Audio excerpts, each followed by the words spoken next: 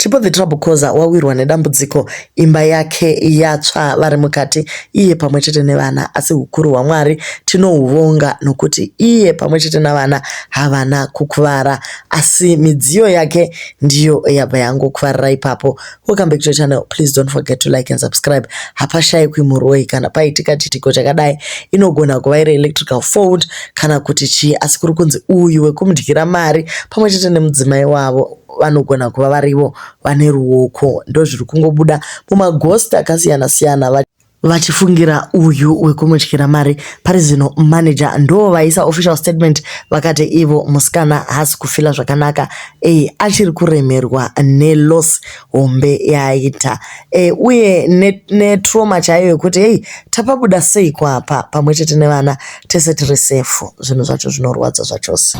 Makadi hama dzangu dzeZimbabwe, zita rangu ndonzi Boss Masenda, manager waChipo the Trouble Causer. Ndangouya kuti ndikuexplainere mhuri yeZimbabwe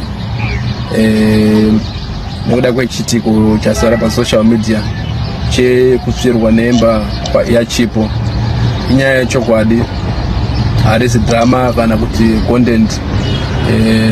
Inyaya yechokwadi, imba yaChipo yatsva masikati anhasi. Saka nekudaro Chipo hasi kwanisa kubata phone at the moment nekuda kwestatus yaari.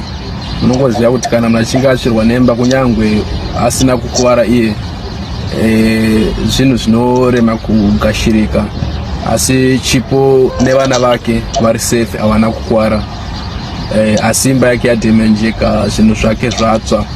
So kune varoda kutaura naChipo panguva inoyi, ndaikumbirawo kuti mundibate. Nhamba dzangu ndichaisa ndichadzinyora pasi kuitira kuti mukwanise kubata inini samanager wake. Kune vanenge vachida kubatsira vane zvavanazvo oro varida kunzwa zvizere kana zvese zvaitika, munokwanisa kubata inini ndokupindurai.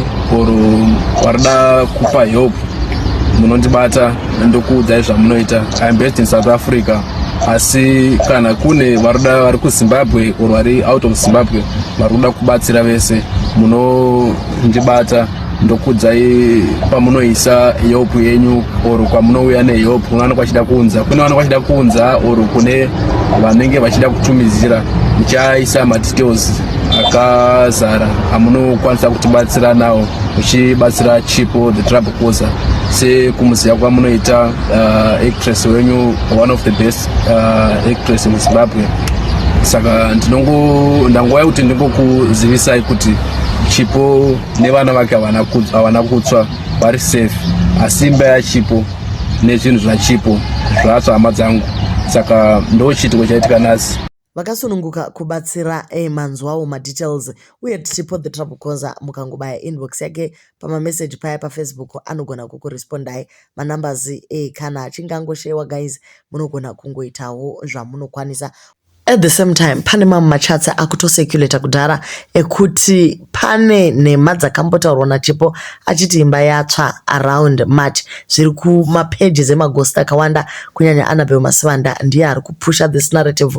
Isusu hatizive kuti ichokwadi here chiri kubva kumaghost uko, but chatiri kuziva ndechekuti according to the manager imba yatsva uye Chipo ari kunida help. So guys, do leave your comments on what you think, kuti yangova content here zviri kuitwa naChipo kana kuti todi vanhu havachazivi kuti vobehave sei. Dzimwe nguva macontent creator acho anomboti vhiringa zvachose.